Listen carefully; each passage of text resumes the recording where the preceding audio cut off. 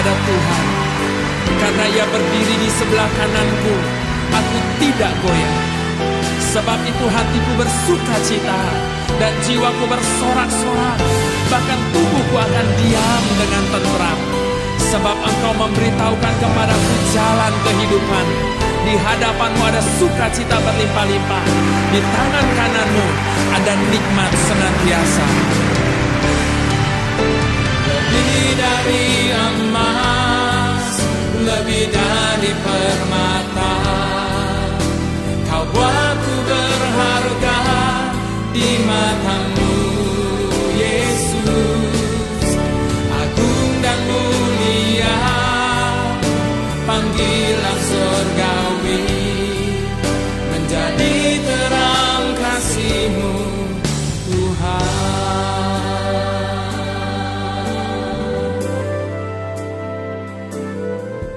Pakailah aku, Tuhan, sesuai kehendak-Mu.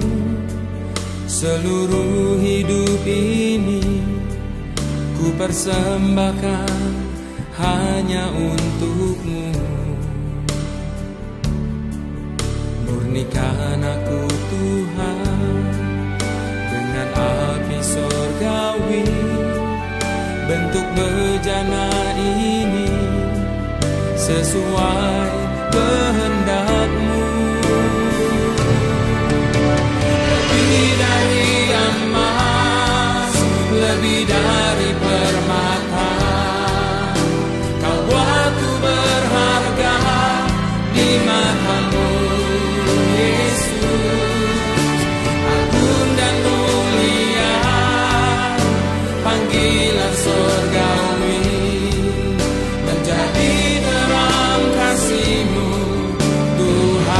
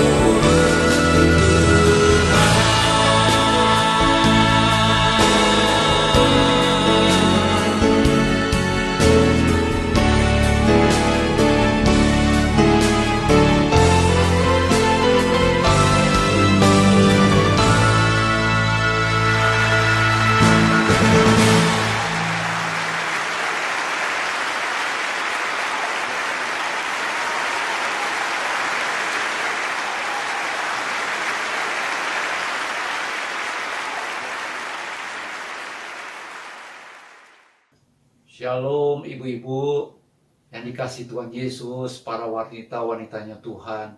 Bagaimana kabarnya? Tetap sehat, tetap kuat, tetap semangat. Karena Tuhan Yesus Kristus tidak pernah berhenti mengasihi saudara semua. Mari sebelum kita mendengarkan firman Tuhan, kita sama-sama satu di dalam doa. Bapa Surgawi, di dalam nama Tuhan Yesus, terima kasih Tuhan buat hari ini, hari yang sudah Tuhan jadikan buat kami. Kami bersyukur kami masih hidup, semua karena anugerah Tuhan. Kasih setia Tuhan yang memagari kami tiap hari Tuhan. Dan kami percaya dalam hari-hari ke depan juga Tuhan tetap menyertai kami. Terima kasih Tuhan, terima kasih. Dan saat ini kami perlu firman-Mu Tuhan, yang menjadi pegangan, menjadi kekuatan bagi kami Tuhan dalam menjalani hari-hari hidup kami. Khususnya kami sebagai wanita-wanita-Mu Tuhan, agar kami terus memancarkan Kristus. Di dalam nama Tuhan Yesus Kristus, kami berdoa mengucap syukur. Amin. Ibu-ibu yang dikasihi Tuhan Yesus, wanita-wanitanya Tuhan, kita semua sama-sama mengalami dampak dari COVID-19 ini.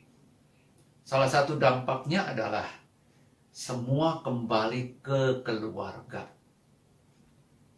Ada istilah stay at home, tinggal di rumah, atau di rumah aja.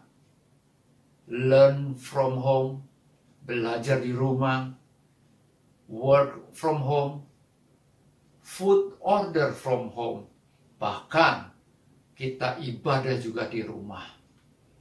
Worship at home.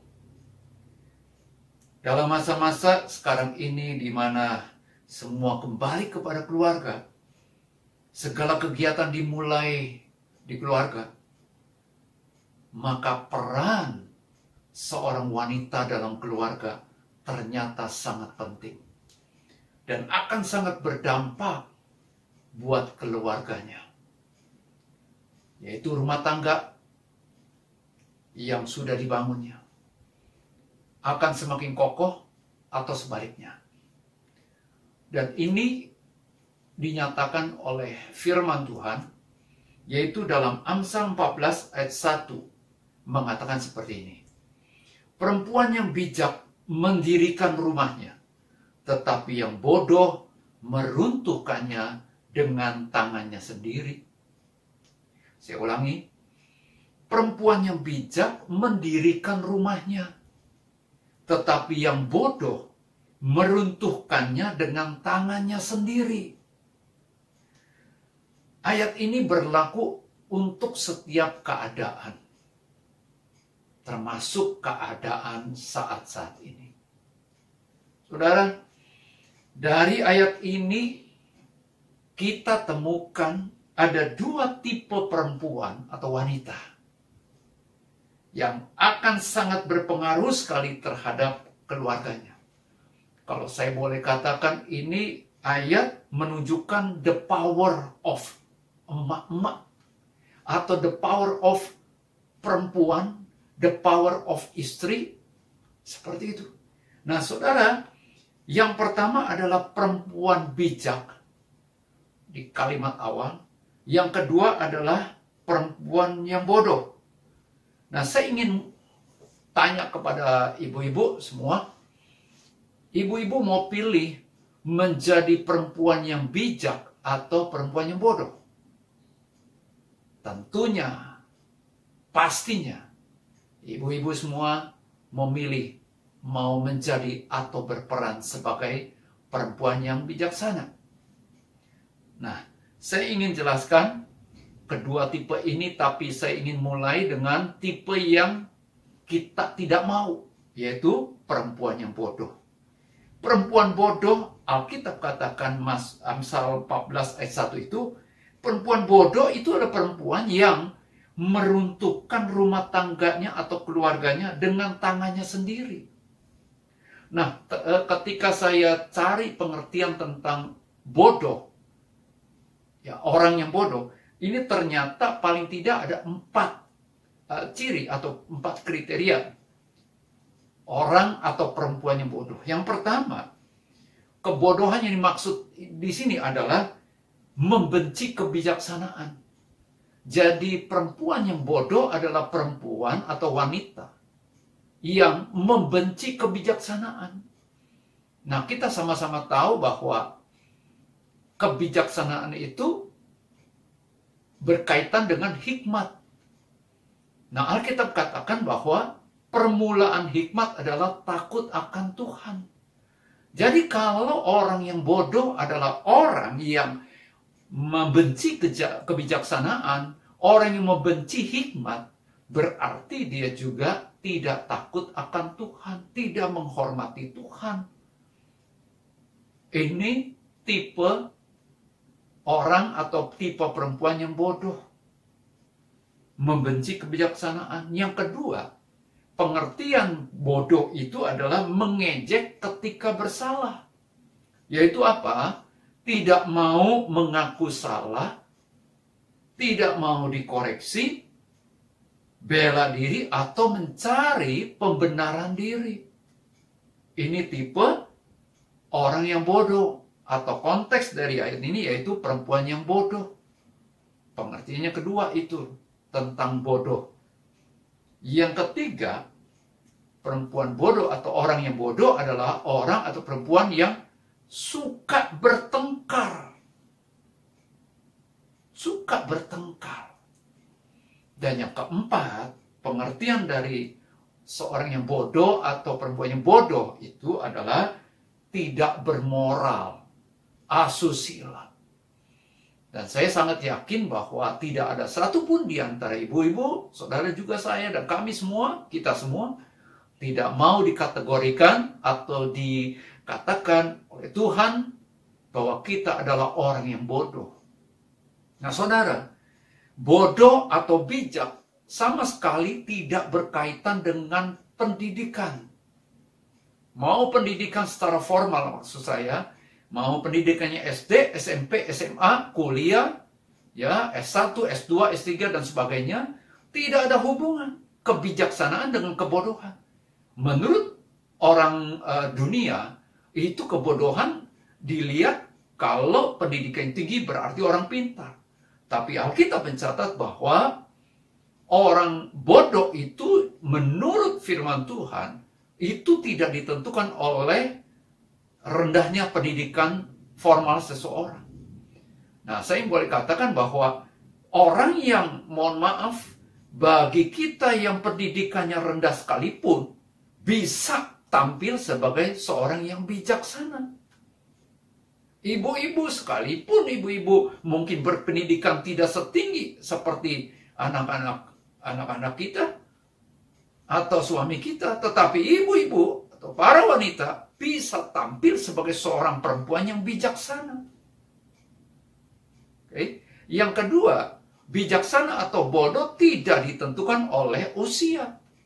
Bukan berarti orang yang usianya banyak atau senior lebih bijaksana daripada orang yang atau perempuan yang lebih muda. Memang diharapkan seperti itu, tapi faktanya tidak.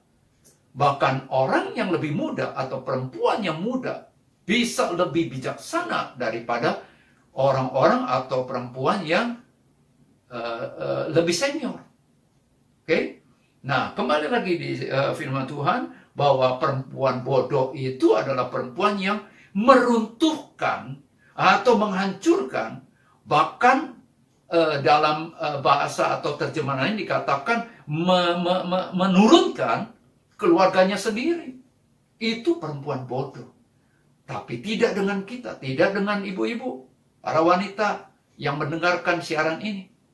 Mau menjadi atau tampil sebagai perempuan atau wanita yang bijaksana.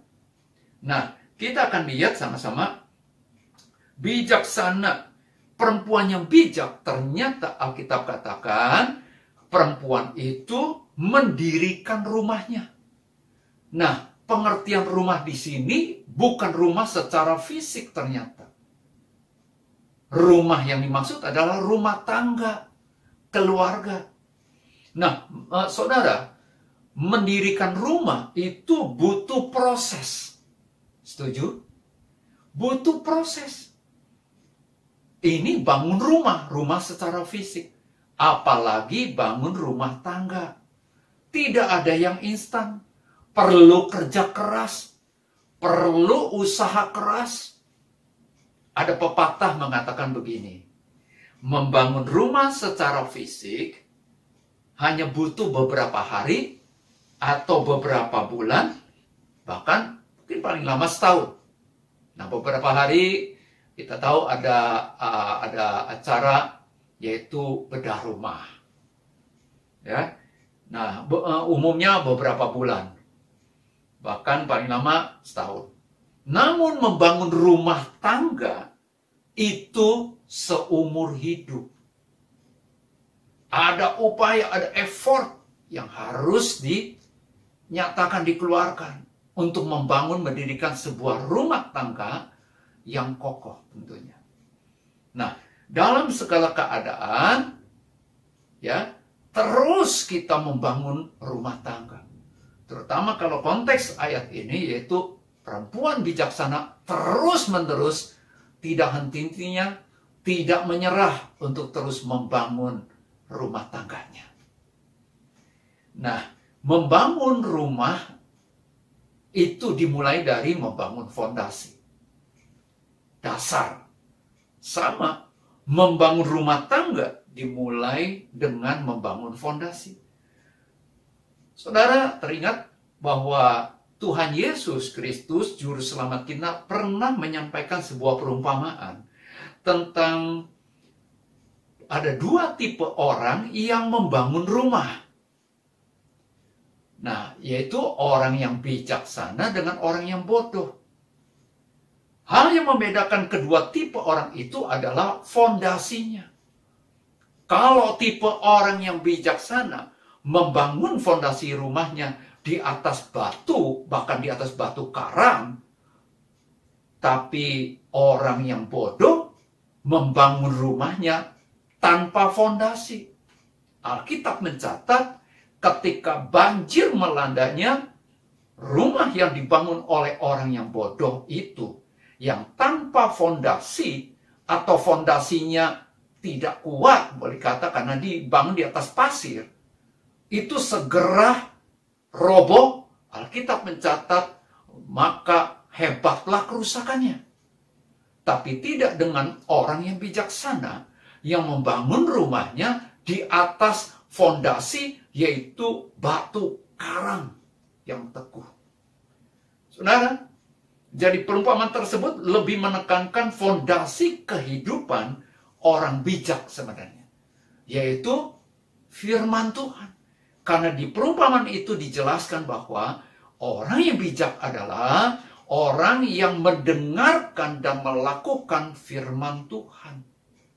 Sama, perempuan bijak kalau mau berperan ya di dalam keluarganya, dia harus punya fondasi atau membangun fondasi kehidupannya selalu di atas firman Tuhan. Karena firman Tuhan itu adalah sumber kebijaksanaan. Nah, apa kata firman Tuhan tentang kebijaksanaan atau hikmat itu? Yakobus 3 ayat 17 mengatakan begini, saudara, ibu-ibu.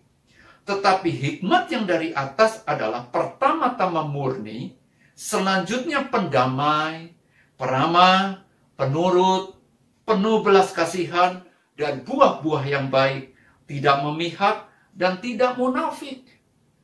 Ini hikmat yang dari atas dari Tuhan. Nah, tentunya ibu-ibu, kita semua mau menjadi orang yang berhikmat, orang yang bijaksana, tentunya dengan hikmat yang dari atas. Yaitu seperti tadi yang sudah firman Tuhan sampaikan. Murni, pendamai, peramah, penurut, penuh belas kasihan, dan buah-buah yang baik, tidak memihak dan tidak munafik. Nah, ada sebuah contoh di Alkitab, di mana ada seorang perempuan, seorang wanita, dicatat di Alkitab, diterjemahkan dalam bahasa Indonesia, terjemahan baru, yaitu perempuan ini bijak dan cantik, yang bernama Abigail.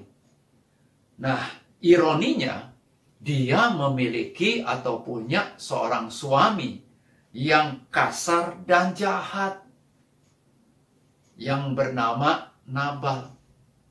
Nah, coba kita lihat di dalam 1 Samuel 25 ayat 3. Dikatakan bahwa nama orang itu, yaitu suaminya, adalah Nabal. Dan nama istrinya Abigail. Perempuan itu bijak dan cantik.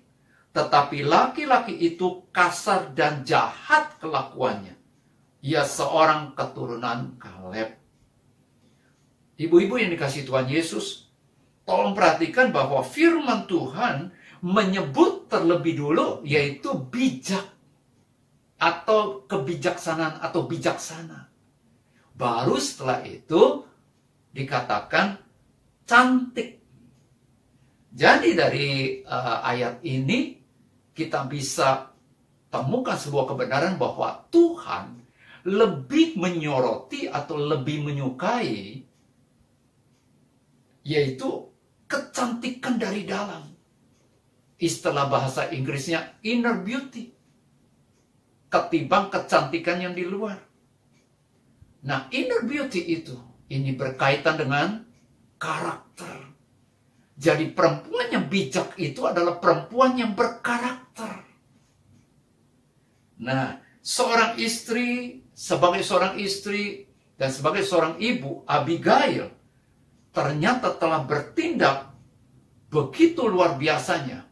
Dia menyatakan kebijaksanaannya dalam bertindak, yaitu ketika masalah besar datang yang mengancam keluarganya, bahkan bukan hanya keluarganya, tapi juga semua pegawainya. Karena Alkitab mencatat Nabal itu keluarganya, termasuk Abigail, adalah keluarga yang kaya. Nah, saudara, Abigail dan keluarganya mengalami ancaman maut. Kenapa? Karena Daud dan orang-orangnya mau membinasakan keluarga ini. Nah, coba kita lihat di dalam 1 Samuel 25 ayat 14-19. Dikatakan seperti ini, tetapi kepada Abigail istri Nabal telah diberitahukan oleh salah seorang bujangnya, katanya, ketahuilah, Daud menyuruh orang dari padang gurun untuk memberi salam kepada Tuhan kita. Tetapi ia, yaitu suaminya Abigail, dikatakan, jadi bujang yang melapor kepada Abigail, istri daripada Nabal, dikatakan, tetapi ia memaki-maki mereka. Padahal orang-orang itu, yang dimaksud orang-orang itu adalah orang-orangnya Daud, sangat baik kepada kami. Mereka tidak mengganggu kami, dan kami tidak kehilangan apa-apa selama kami lalu lalang di dekat mereka.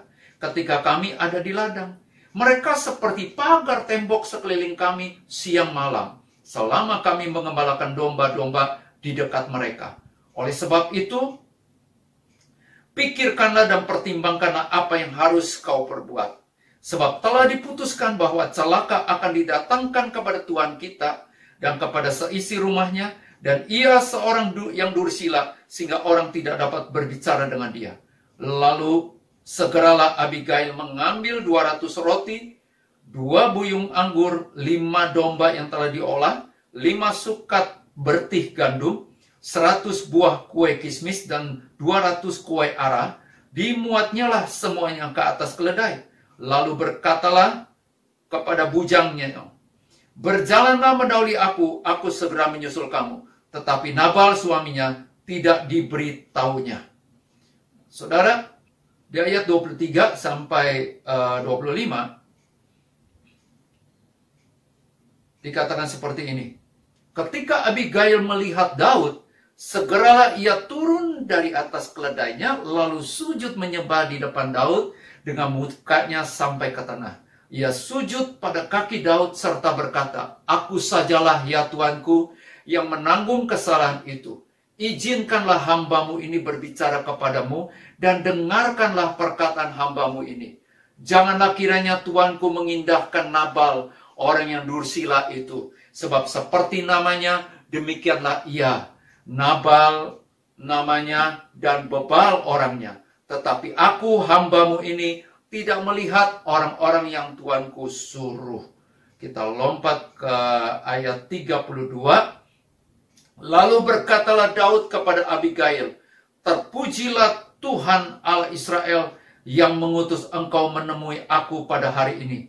Terpujilah kebijakanmu dan terpujilah engkau sendiri, bahwa engkau pada hari ini menahan aku daripada melakukan hutang darah dan daripada bertindak sendiri dalam mencari keadilan. Luar biasa.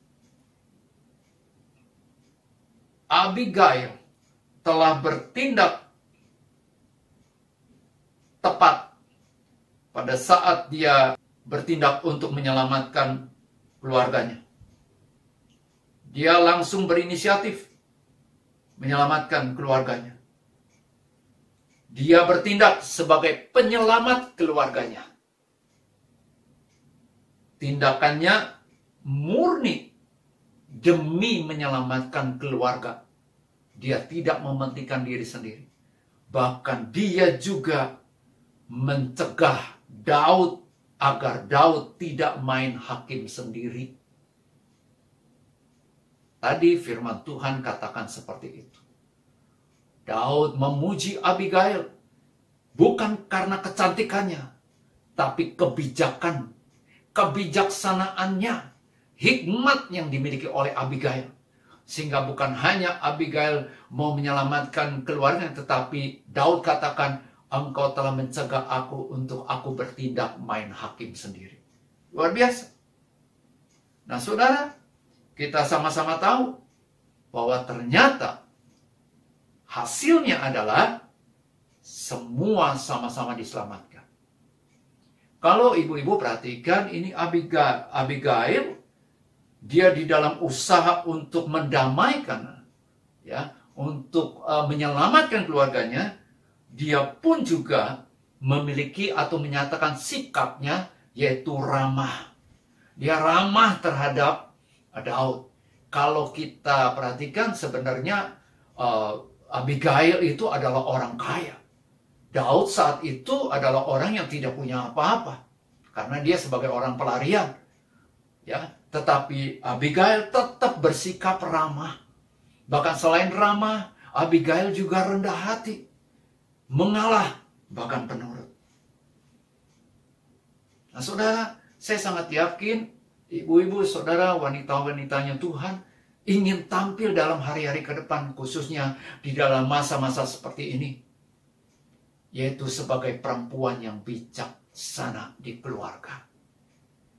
Nah saudara, kalau kita lihat cerita ini selanjutnya, ternyata Nabal akhirnya juga meninggal. Namun Nabal ini suami daripada Abigail meninggal bukan karena dia dibunuh, tetapi karena dia mengalami serangan jantung. Serangan jantung itu datang ketika dia mendengar yang pertama, apa yang mau dilakukan oleh Daud dan orang-orangnya terhadap dia dan keluarganya. Tapi yang kedua, saya sangat yakin, itu Nabal, suami yang kasar dan jahat kelakuannya, tetapi memiliki seorang istri yang bijak dan cantik. Dia telah mendengar bagaimana sikap atau tindakan istrinya yang mungkin sudah lama dikasari dan sebagainya, tetapi Abigail tetap tampil sebagai seorang istri, sosok ibu yang bijak. Dan ketika Nabal mendengar betapa dia memiliki seorang istri yang bijaksana, dia langsung mengalami serangan jantung, shock. Dan Alkitab mencatat, dia mengalami serangan jantung itu, dia mengalami kesakitan begitu, bahkan dikatakan jantungnya itu bahasa Indonesia katakan membatu, itu selama 10 hari. Setelah itu dia meninggal. Nah saudara, apa yang saya ingin sampaikan dari peristiwa ini? Mari ibu-ibu, para wanitanya Tuhan, mulai sekarang tampillah. Bahkan kalau sudah tampil lebih lagi. Bahwa engkau adalah perempuan-perempuan yang bijak di tengah keluargamu masing-masing. Tampilkanlah karakter seorang wanita yang bijaksana. Seorang wanita yang berhikmat. Murni. Pendamai. Peramah. Penurut. Penuh belas kasihan. Dan terus mengeluarkan buah-buah yang baik. Dapat dinikmati oleh anggota keluarga. Tidak memihak dan tidak munafik. Ibu-ibu mau? Dan kembali lagi Amsal 14 katakan ayat 1 tadi. Perempuan yang bijak itu mendirikan rumahnya. Kata mendirikan ini bukannya sekedar membangun, tetapi juga membangun ulang, rebuild bahasa Inggrisnya, tapi juga establish, yaitu mengokohkan, memelihara, memperkuat, menjaga tetap utuh. Dahsyat kuasa dari seorang perempuan yang bijak. Saudara, keluargamu menantikan tampilnya engkau sebagai perempuan yang bijaksana. Ayat penutup saya ingin bacakan Yakobus 1 ayat 5. Tetapi apabila di antara kamu ada yang kekurangan hikmat, hendaklah ia memintakannya kepada Allah yang memberikan kepada semua orang dengan murah hati, dengan tidak membangkit-bangkit. Maka hal itu akan diberikan kepadanya. Saudara, mari sama-sama kita minta selalu hikmat dari Tuhan dalam kita menjalani hari-hari kita setiap hari. Ibu-ibu, para wanitanya Tuhan, terus minta hikmat dari Tuhan. Ketika bangun pagi, minta hikmat dari Tuhan. Itu yang pertama. Yang kedua, tetap bertekun juga di dalam firman Tuhan. Karena firman Tuhan itu merupakan sumber dari segala hikmat. Amin. Tuhan Yesus memberkati ibu-ibu semua, para wanitanya Tuhan. Mari kita satu di dalam doa. Tuhan Yesus, hamba berhenti untuk menyampaikan kebenaran firman-Mu pada saat ini. Tapi biar Roh-Mu terus berbicara secara khusus kepada setiap yang mendengarnya. Engkau yang menguatkan dan yang meneguhkan mereka. Dan juga Tuhan tolong. Engkau anugerahkan hikmat daripada-Mu Tuhan. Agar mereka khususnya para ibu-ibu, para istri, para wanita yang mendengarkan siaran ini. Mendengarkan firman Tuhan diberitakan ini. Mereka mendapatkan hikmat khusus dari Tuhan. Dari Engkau Tuhan. Sehingga mulai saat ini mereka tampil sebagai seorang wanita. Sebagai seorang perempuan yang bijaksana. Menjadi berkat bagi keluarganya. Bahkan keluarga yang tetap utuh.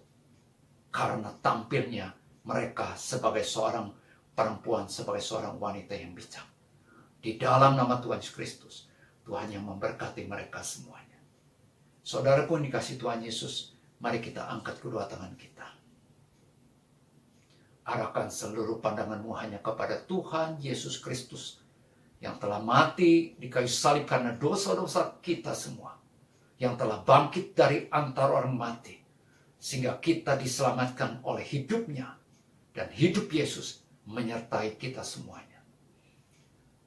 Tuhan memberkatimu dan melindungimu. Tuhan menyinarimu dengan wajahnya. Dan memberikan kasih karunia. Tuhan menghadapkan wajahnya kepada saudara. Dan memberikan damai sejahtera. Kasih Allah Bapa di sorga. Kasih karunia Tuhan Yesus Kristus. Dan persekutuan Roh Kudus. Menyertai kita semuanya. Mulai saat ini.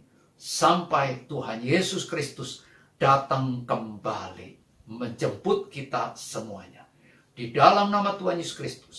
Sama-sama kita katakan, amin. Tuhan Yesus memberkati, tetap semangat, tetap antusias, dan tetap melayani Tuhan melalui kita melayani keluarga. Sampai Tuhan Yesus datang. Shalom.